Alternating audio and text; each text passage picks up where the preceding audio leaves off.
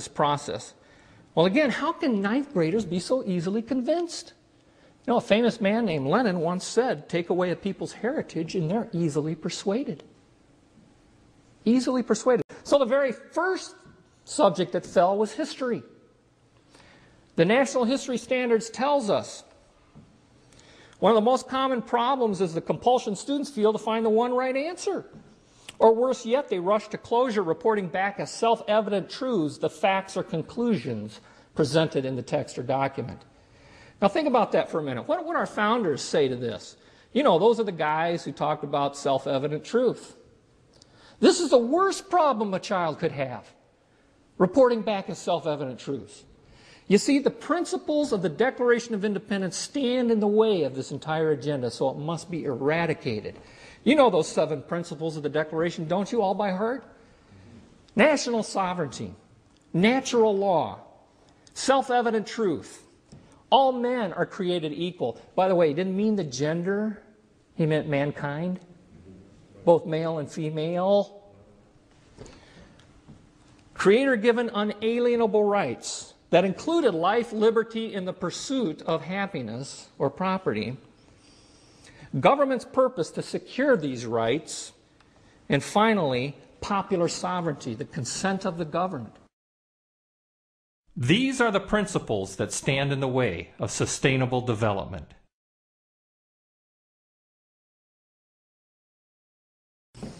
So this is the big debate in Minnesota right now.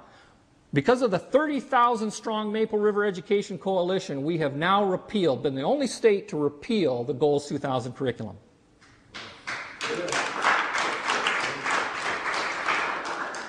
The debate now shifts to the replacement principles. We managed to get all of the Declaration principles in the House version passed, failed in the Senate. When it came out of conference committee, they were gone.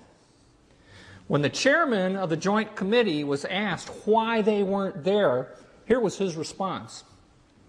The Declaration has no legal status in defining people's rights. None whatsoever. He repeated that on the floor of the Senate, by the way. But see, I'm a collector of rare founding era books. This is an original John Quincy Adams explaining the connection between these two great documents. John Quincy Adams put it this way.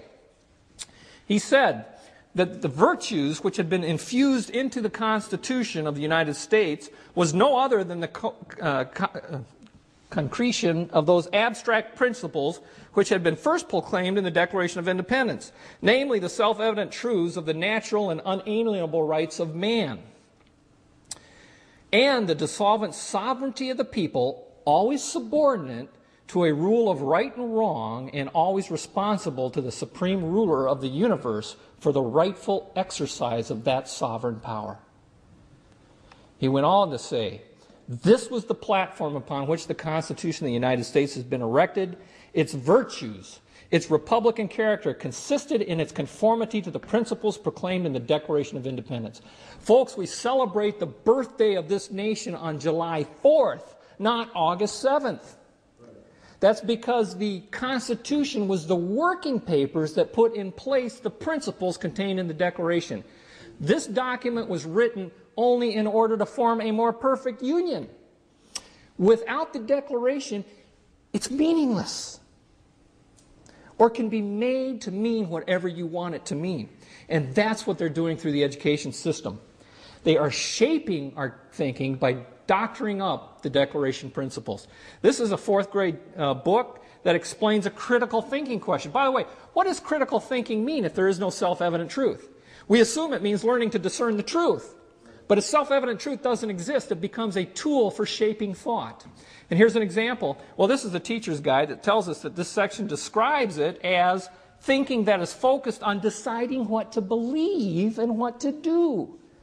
Now, that's with a predetermined outcome. And here's some of the examples. I'm only going to do one. That's all I've got time for. Ask students to think of a law they would like to see passed. Suggest the environment, endangered species, education, those things that are important to sustainable development. Here's a teacher's assignment. Divide students into 2 or 3 groups. Have each group work together to produce a Bill of Rights for animals. tell them to begin by discussing the ways in which they feel animals are sometimes treated unfairly. Folks, this is the lesson during the study of the Bill of Rights. This is what the kids are doing in their classrooms. Mainstream, this is Houghton Mifflin. It's not some obscure little textbook company. Well, without the Declaration principles, you can redefine the Declaration principles if they're mentioned at all. This one says when Jefferson wrote that all men were equal, he really meant all citizens. Women and blacks were not included. This is a politicized version of the meaning using 20th century definitions for 18th century words. It's a very common tactic used by the publishers.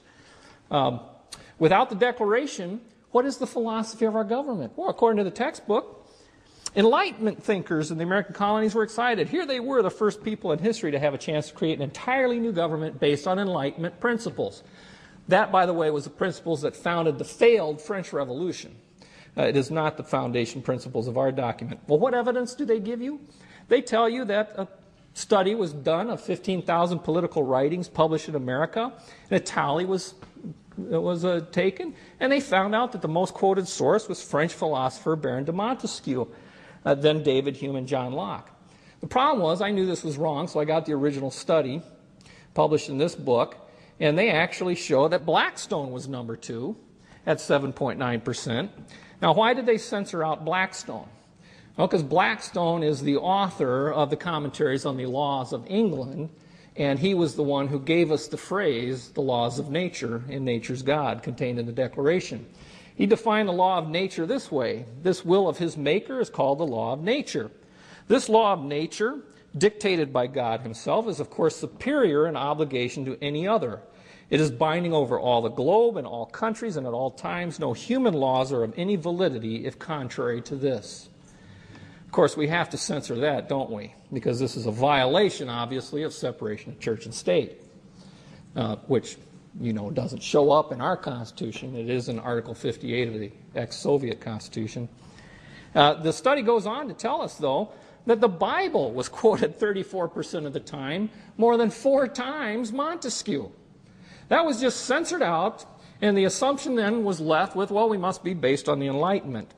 The study went on to say, although the citations came from virtually every part of the Bible, St. Paul was the favorite in the New Testament, especially the parts of his epistle to the Romans in which he discusses the basis for and limits on obedience to political authorities. Folks, this is what justified the revolution. It was based on natural law, a higher truth than man. Whether you believed it or not, this was good for all societies. This did not mean that you had to believe what they believed. This is just what we were based on. To teach this in public school isn't establishing a church. It's simply history lessons. To leave it out is nothing short of censorship. And I cover a lot of this kind of documentation in my video, America's Censored Heritage. I'm not going to go through much more of that. Let's move on. Without the Declaration principles, the Constitution can be made to say whatever you want it to say, and that's the way they're teaching it to our children. Did you know you could change the Constitution without amending it? How many knew that? Well, that's what the lesson teaches. This is the gospel truth to children in 8th grade. Most popular textbook in America, by the way, up until 1994 when it was replaced by the better stuff. The Constitution is not a rigid document. Because of imprecise language in some sections, it's open to interpretations. Most historians, have you noticed it's always most historians? You can't find one, but most historians feel that this is more of a strength than a weakness. It moves on to say, by unofficial change method is meant first the Supreme Court's interpretation, which differs sometimes from court to court depending on new justices. Now, this makes perfect sense. I mean, if 2 plus 2 is 4 only by consensus, well, certainly the meaning of the Constitution is going to be by consensus. Postmodern activist Justice Breyer told us that the men who wrote the Constitution left many important areas open to interpretation. Breyer said in a speech Monday at New York University, did he learn his lessons in school well? He must have been paying attention in class that day in 8th grade. The philosophy of the schoolroom in one generation will become the philosophy of government in the next. This is what they all believe today. He went on to explain that judges should be wary of enforcing a strict reading of the Constitution.